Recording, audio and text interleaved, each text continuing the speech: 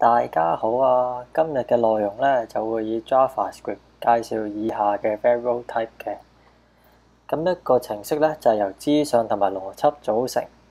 例如計算一個 A 加 B 嘅程式啦，咁就需要由 variable 儲存 A 同埋 B 嘅值，透過運算呢，先能夠得出結果嘅。咁今日呢，就會介紹 string、numbers、boolean、object 同埋 array 嘅。開始之前，今日會用到嘅 codebase 咧，全部都擺咗喺 GitHub 度噶啦 ，link 就擺喺 description 度，歡迎參考。第一個介紹嘅 variable type 咧就係 string。以上咧就係3種定義 string 嘅方式，包括咧就係使用單括號啦、雙括號同埋 backtick。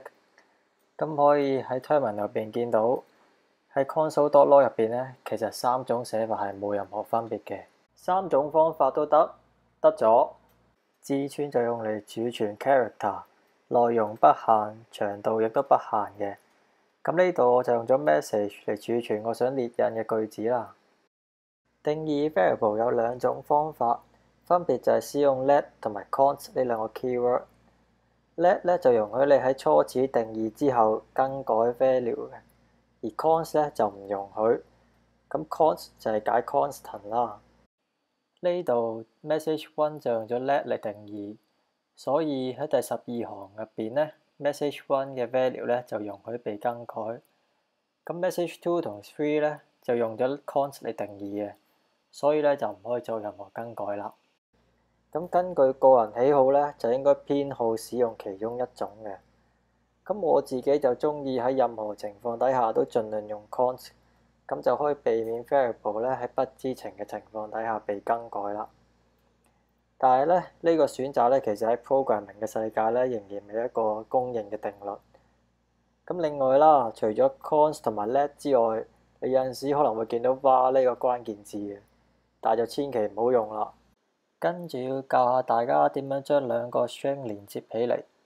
第一個方法咧就係使用加號，咁你可以連續咁樣使用佢，將多於2個嘅 string 咧連接起嚟嘅。但係基於 JavaScript 嘅 syntax 啊，其實呢個方法咧就唔係幾理想嘅。咁詳細原因呢度就唔講啦。若果要將2個或者以上嘅字串連起嚟咧，我會建議使用 backtick。咁使用呢個淺號 curly braces 嘅 syntax 咧，就能夠將多個 string 連接起嚟。以下咧就2個例子啊。咁呢個 syntax 咧就叫做 template literal， 有興趣嘅朋友可以上網查下啦。咁以上就總結一下 string 嘅內容，跟住就要介紹一下 numbers 啦。number 分為2種，分為 integer 同埋 float。integer 咧就儲存整數，而 float 咧就包埋點數後嘅數值嘅。可以見到 int1 係一個 integer， 而 float1 咧就係一個 float number。JavaScript 能夠根據 value assignment 而推斷到 variable type 嘅。另外，我哋呢度使用咗 backtick 嚟 print 呢個運算結果。template literal 咧就適用於各種 variable type， 就唔係只係適用於 string 嘅。咁針對數字咧，其實我哋可以使用加減乘除號嚟進行一啲數學嘅運算啦。正常情況底下，運算咧就會以先乘除後加減嘅規則進行。但係當要進行一啲更複雜嘅運算嘅時候咧，我哋可以用括號嚟標明先後次序。sum1 嘅例子入邊，由於我哋冇標明運算嘅次序，結果就等於5乘3再加 int1。至於sum2 加咗括號，所以結果咧就係 int1 乘以5再加3。無論喺任何情況底下，最好都加返括號，方便其他人亦都方便自己嘅。跟住要教使用 increment 呢個 function。咁對於 integer 咧，我哋可以以雙加號嚟表示 increment， 或者以雙減號嚟表示 decrement 嘅。呢一種 syntax 喺 looping 嘅時候十分有用。咁樣 index 加加或者加加 index 呢2個寫法咧，都係一啲標準嘅寫法嚟嘅。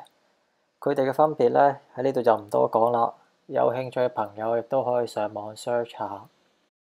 跟住要再詳細講下 float 嘅特性。喺使用除號嘅時候呢，若果兩個 integer 不能被整分，得出嘅結果呢就會有點數而變成 float。而當一個運算入邊，只要帶有一個或者多個 float 嘅時候呢，結果呢永遠都係 float 嚟嘅。喺呢度 float 永遠都係話晒事嗰個。最後介紹一下 Math 呢個 standard library。咁佢係一個對於數字嘅 standard library 啦，入邊咧包含多個 function，例如 max、min、mean 等等啦。咁佢亦都包含一啲常數，例如 pi 咁啦。咁樣詳細嘅資料咧，我就擺喺 description 入邊啦。咁以上就係對於數字嘅總結啦。通常越簡單嘅嘢咧，威力就越強嘅。跟住落嚟咧，我哋就要介紹 Boolean。Boolean 所指嘅就係 true 同 false 嘅變量。True 同 false 亦都係 JavaScript 入邊嘅 keywords 嚟嘅。以上嘅 bool1 就係其中一個 Boolean 嘅例子啊。Boolean 咧通常就用於 conditional statement， 即係話當某一啲事發生嘅時候，就決定做或者唔做下一件事。使用各種 comparison operator 可以得到 Boolean 嘅 value。例如喺 is two animal equal 入邊，就透過3個等號判斷兩個 string 係咪相等。咁亦都可以用感嘆號2個等號嚟代表唔等於。同樣可以使用大於或者小於嘅符號。最後亦都可以用大於等於或者小於等於嚟做判斷。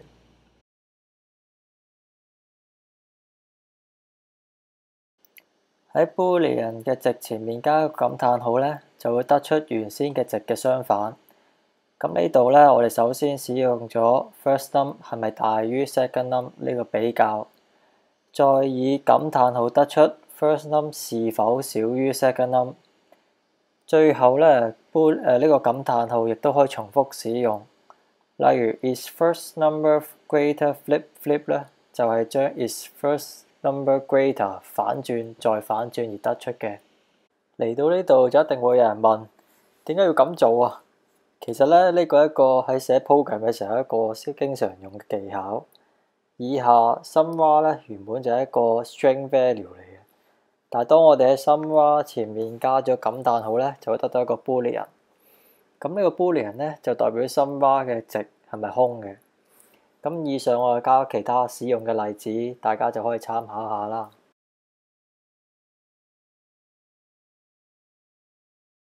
總結一下，以上就係各個 Boolean 所用到嘅 operator。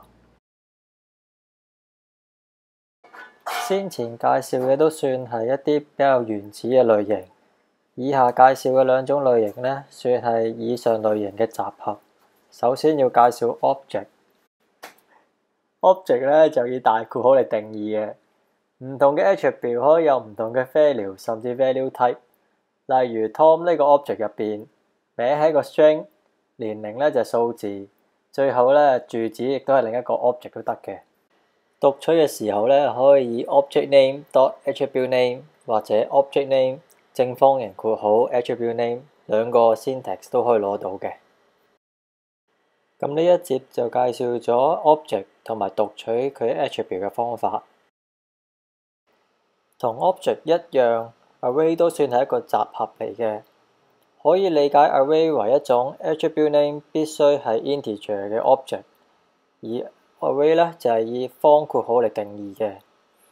array 嘅一個特別之處咧就係在於 looping。array 嘅 index 咧係由0開始嘅，所以當你改一者0嘅時候都唔使氣餒，因為你只係一切嘅開始咋。咁話說回頭，當一個 array 長度係3嘅時候，最後一個 index 就係2啦。